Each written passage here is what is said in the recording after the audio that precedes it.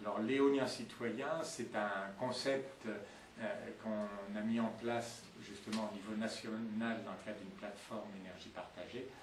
qui indique que ça doit être d'abord un projet d'ancrage local porté par des citoyens, des communes localement. Ensuite, que ça doit être un projet qui comporte à la fois un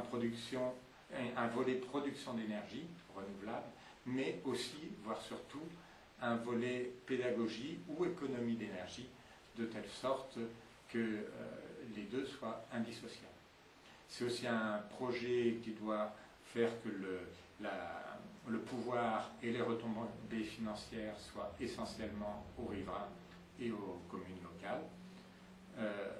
C'est ensuite une volonté de clarté dans la gérance de ces projets, de telle sorte que tout le monde puisse savoir comment se passe la gestion et où va l'argent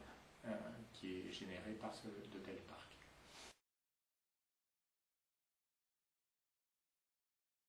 C'est la constatation que le vent était une énergie renouvelable, décentralisée, que c'était une source inépuisable qui passait au-dessus de nos têtes et que ça serait bien que les riverains de cette ressource exploitent eux-mêmes cette énergie et ne la laissent pas exploiter par des groupes extérieurs. Donc, très vite, ça a été dire construire et maîtriser un parc éolien, le financer localement et faire que les riverains soient majoritaires dans les décisions concernant ce parc, et ensuite faire aussi de la promotion sur les énergies, les économies d'énergie. Parce que pour nous, produire de l'énergie renouvelable, c'est très bien, mais surtout ne pas en dépenser, l'économiser, c'est encore mieux. Et pour cela, les éoliennes nous semblent intéressantes parce que c'est une énergie dont le seul inconvénient est visible, c'est la modification du paysage. Donc on veut utiliser cette modification du paysage, ce signal dans le paysage, pour en faire un élément pédagogique pour inciter les gens à mieux utiliser leur énergie et surtout réduire leur consommation. Pour garder la maîtrise de notre projet, il fallait qu'on finance nous-mêmes les études, qui est de l'ordre de 300 à 400 000 euros pour les deux projets qu'on a en cours. Et on a pour cela créé une SARL, à capital variable, qui a été créée par l'association éolienne en Pays-de-Vilaine, avec une vingtaine de membres de l'association très impliqués dans le projet, plus 3 cigales, des regroupements de clubs d'investisseurs locaux, et une collectivité via une SEM, une société d'économie mixte de Loire-Atlantique, la SEM est née. Donc dès le départ, dans cette société de développement, on a voulu regrouper une association, éolienne en Pays-de-Vilaine, des individus, des regroupements sous forme de cigales et les collectivités publiques, ce qui est un peu le modèle de nos financements pour nos futurs parcs.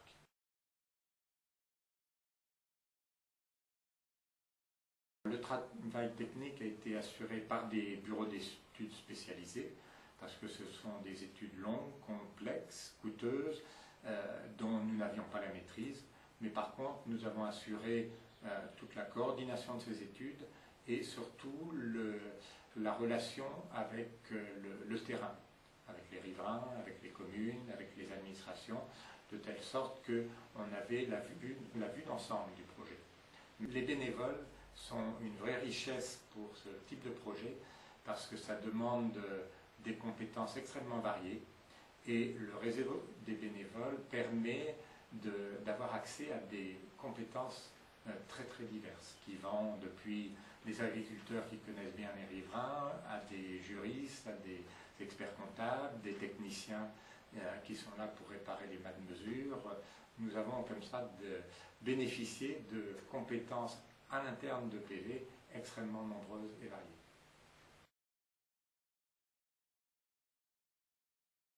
Donc aujourd'hui, après pas mal d'années d'études, ce qui est courant dans le domaine éolien, nous avons obtenu en 2009 le premier permis de construire pour un parc en Morbihan, à Bégame, de 4 machines de 8 MW. Et nous devrions faire la construction courant 2011, fin 2010-2011, pour voir le parc tourner en fin 2011. Alors ce parc alimentera en gros 8000 foyers. 8000 foyers, on peut dire ça fait 16 à 20 000 personnes.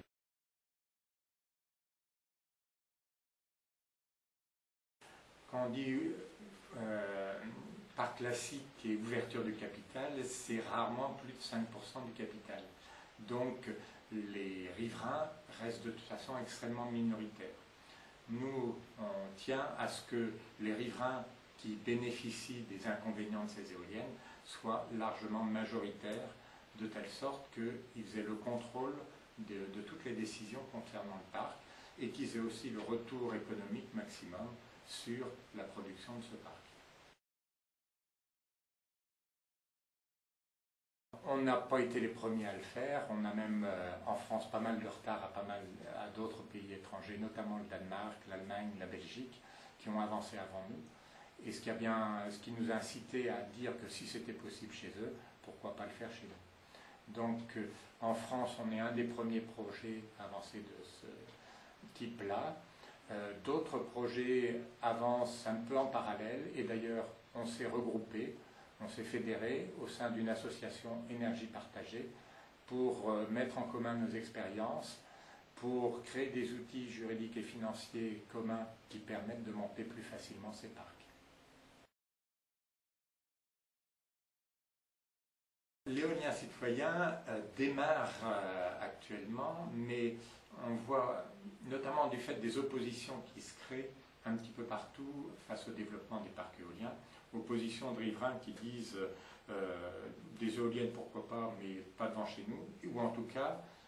quand il y a des éoliennes qui se montent, nous on n'en voit que les inconvénients, on n'en voit pas du tout les retombées économiques ou les avantages.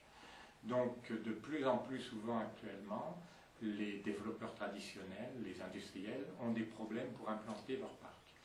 Nous, on prend un point de vue assez différent dans la mesure où on se dit que si les parcs sont portés localement, avec les communes, avec les riverains, les oppositions seront beaucoup plus faibles, ou en tout cas, les gens verront l'intérêt de participer à ce projet et comprendront ou verront les enjeux